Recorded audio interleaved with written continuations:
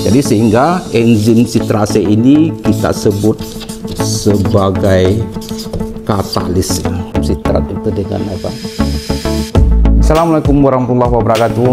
Selamat jumpa kembali sahabat-sahabat petani dimanapun Anda berada, terutama sama upland, sahabat-sahabat petani milenial dan sahabat-sahabat urban farming ya. Pada pagi hari ini kita akan coba membahas konten yang terkait dengan dunia pertanian di channel saya Nofrizal Official ya. Dan sekaligus saya juga mengucapkan terima kasih banyak ya kepada sahabat-sahabat semua telah setia selalu hampir tiap hari hadir dan mengunjungi dari channel ini. Nah, pada pagi hari ini sebenarnya saya akan membuat konten yaitu terkait dengan pertanyaan-pertanyaan teman-teman yang terkait dengan ketika saya membuat pupuk KCL atau pupuk generatif ya. Memang dalam pembuatan pupuk KCL kemarin kita menggunakan karbit ya. Jadi memang karbit. Jadi memang ini karbit. Nah, karbit untuk kita bisa memecah namanya kalsium. Nah, untuk membuat KCL atau membuat pupuk generatif memang kita butuh namanya kalsium ya. Yaitu adalah kalsium karbonatnya. Kalsium karbonat itu memang banyak terdapat pada cangkang telur ya. Jadi hampir 94% dari cangkang telur itu isinya adalah kalsium karbonat ya. Sehingga memang akhirnya pilihan kita mengambil kalsium karbonat ini dari cangkang telur ya. Jadi sebenarnya bukan hanya cangkang telur, tapi sebenarnya adalah kulit keong, kemudian kerang dan sejenisnya apa itu juga mempunyai kalsium yang sama ya dengan cangkang telur ya. Tapi cangkang telur yang mungkin kita bisa mudah dapatkan ya, dan bisa dapatkan secara gratis ya, karena ini biasanya dianggap limbah ya. Nah, cuma untuk bisa memecah kalsium karbonat yang ada dalam kulit telur itu sebenarnya bukan persoalan yang mudah ya.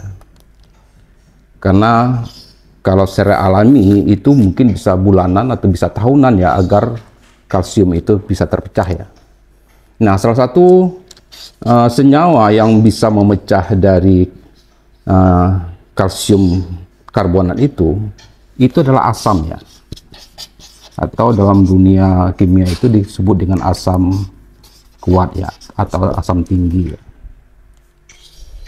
Nah, pilihan kita kenapa karbit itu adalah karena dalam karbit ini adalah merupakan mengandung namanya asam tinggi, yaitu adalah asam asetat ya.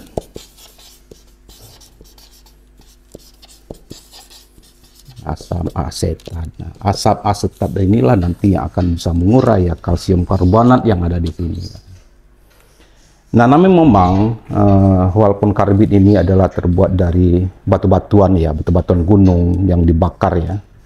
Tapi banyak dari pemerhati lingkungan itu masih mempertanyakan bahwa karbit ini masih dianggap sebagai unsur kimia, sehingga ini akan menyebabkan kerusakan bagi lingkungan ya.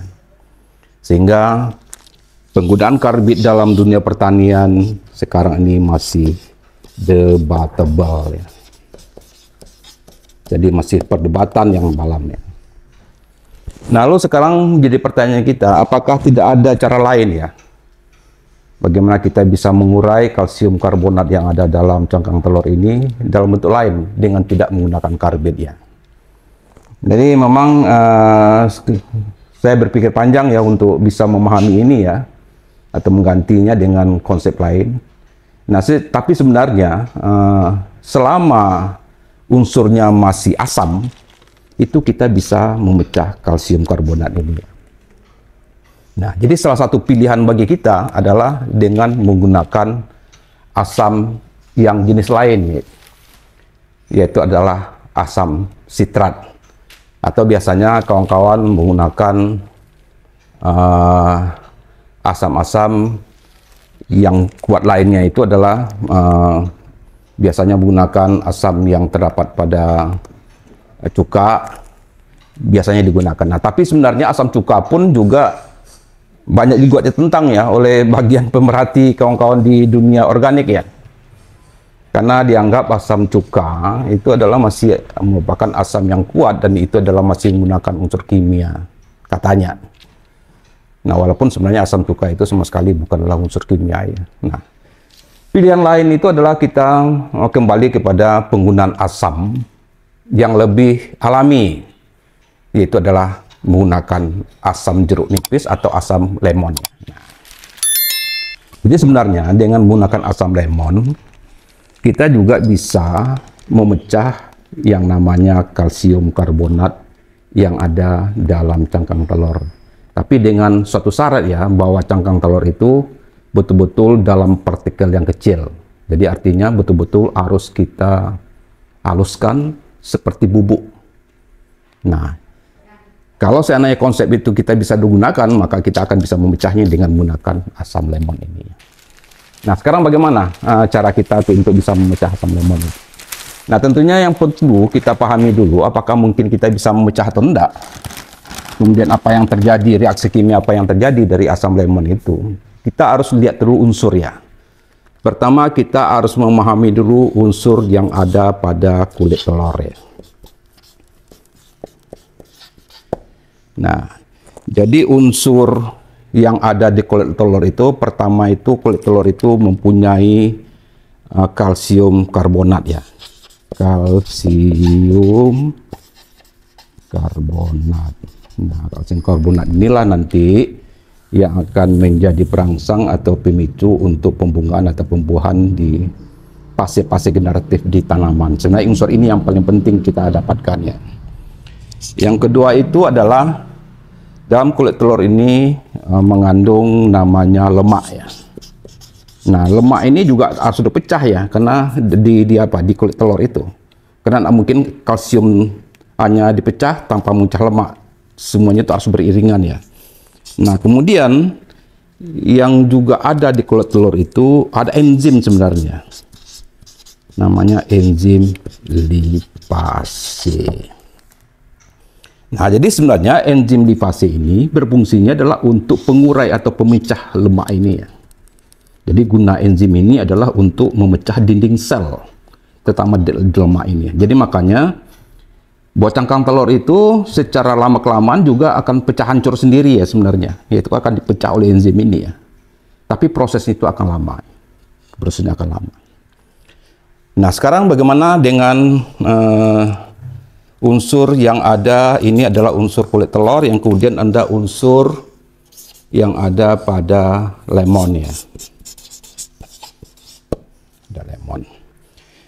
Jadi lemon ini itu adalah mengandung namanya asam sitrat ya. Di sini yang pertama itu adalah asam sitrat.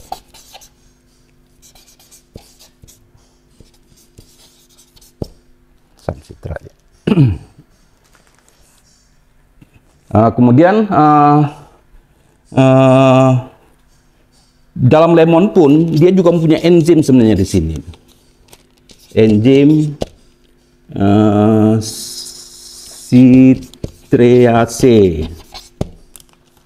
Enzim citrease atau enzim citrase, jadi sama aja ya. Citrase. Jadi ini kadang-kadang pakai C, kadang-kadang C ya. Nah, lalu bagaimana proses kimia yang akan terjadi kalau seandainya nanti asam lemon ini kita nanti akan campurkan dengan kulit telur ini? Nah, yang pertama yang akan mungkin terjadi itu adalah ketika asam sitrat ini, jadi sini ada asam sitrat ya, itu dicampur kena dengan kalsium karbonat.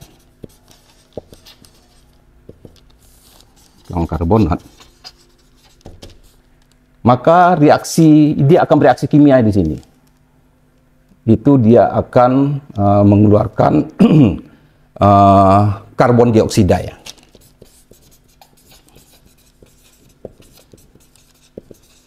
Nah, nanti dia akan mengeluarkan gelembung-gelembung. Nah, gelembung-gelembung ini nanti akan dipecah menjadi, diurai menjadi yang lebih kecil, sehingga nanti kalsium yang ada dalam yang dalam cangkang telur itu, ketika dia bereaksi dengan asam tadi itu, akan menjadi krim atau menjadi bubur. Nah, intinya itu. Jadi kalau seandainya nanti prosesnya nanti itu sudah akan menjadi bubur, maka proses pemecahan itu sudah akan terjadi ya. Nah, jadi prosesnya akan seperti itu. Jadi kalau seandainya sudah proses nanti kimia ini sudah jadi bubur, maka proses itu akan terjadi. Nah, kemudian bagaimana dengan unsur dari enzim lipase ya? Jadi gini, jadi pertama itu ada proses yang bersamaan, yang kedua itu adalah enzim lipase ya. Ketika enzim lipase ini bertemu dengan enzim sitrase, maka enzim lipase ini akan bereaksi ya. Karena yang enzim sitrase ini akan merangsang enzim lipase ini adalah untuk bereaksi atau untuk aktif. Jadi sehingga enzim sitrase ini kita sebut sebagai katalis ya. Nah, jadi memang beberapa waktu yang lalu kita sedang hangatnya bicara tentang masalah katalis ya. Jadi sebenarnya katalis itu adalah enzim ya. Yaitu adalah katalis itu adalah enzim atau senyawa yang mempercepat proses pemecahan dinding sel dari suatu zat yang akan kita urai. Jadi tanpa menggunakan katalis, dia sebenarnya kita tidak bisa menjamin apakah pupuk yang akan kita buat itu sudah terurai sesuai dengan yang apa dibutuhkan namanya. Nah, jadi fungsi dari enzim sitrase yang ada dalam lemon itu adalah menjadi katalis bagi enzim lipase untuk memecah lemak yang ada dalam kulit telur ini. Nah, jadi ada dua hal yang saling beriringan. Satu lagi adalah kalsium karbonat dipecah oleh asam sitrat, kemudian menjadi bubur. Kemudian dalam waktu bersamaan, enzim lipase ini memecah lemak akibat proses dari reaksi dengan enzim sitrase ini. Jadi kira-kira itu yang terjadi. Jadi proses ini biasanya tak lebih dari 20 jam ya. Itu sudah terjadi ini proses ini. Nanti kita akan lihat, nanti akan beberapa jam kemudian dia akan menjadi bubur ya, atau betul dia bisa terurai. Tapi proses ini akan proses yang terjadi ketika ini adalah tetap akan ada namanya karbon dioksida di sini ya. Di sini akan keluar gelembung-gelembung nanti ya. Dalam proses nanti kalau kita campurkan dua ini dengan wadah yang tertutup ya. Nah, sekarang kita coba langsung saja berpraktek ya, bagaimana kita bisa menggunakan cangkang telur tadi itu untuk kita bisa membuatkannya sebagai dasar dari pupuk KCl ya. Karena nanti untuk KCl itu sebenarnya kalau seandainya proses ini saja sudah bisa kita aplikasikan, tapi kalau seandainya kita ingin melanjut, kita tinggal tambahkan saja seperti yang pernah saya kontenkan dulu ya. Itu kita campur dengan kemarin itu adalah campurannya untuk KCl lengkap itu kita pakai Jakaba Plus ya. Jadi NPK Plus dengan Jakaba, kemudian kita masukkan beberapa enzim ya waktu itu. Nah, kemudian untuk bisa mengaktifkan mikroorganismenya atau bakterinya itu kita gunakan bekatul sebagai makanannya, kita gunakan jerami padi yang kita haluskan sebagai karbonnya untuk energinya. Nah, kemudian kita kasih aerosol selama 1 minggu atau 2 minggu ya, sehingga proses itu lengkap ya. Nah, tapi kalau seandainya pun tidak sampai ke situ pun sebenarnya proses ini saja sudah bisa untuk kita jadikan pupuk KCl untuk beberapa tanaman-tanaman yang tidak membutuhkan unsur KCl lengkap ya. Karena ini sudah tinggi unsur kalsiumnya, kalsium karbonatnya. Oke, langsung aja kita berpraktek bagaimana cara kita nanti akan mengurai ya. Baru lebih kurang sekitar 2 jam saja ya, kita lihat prosesnya.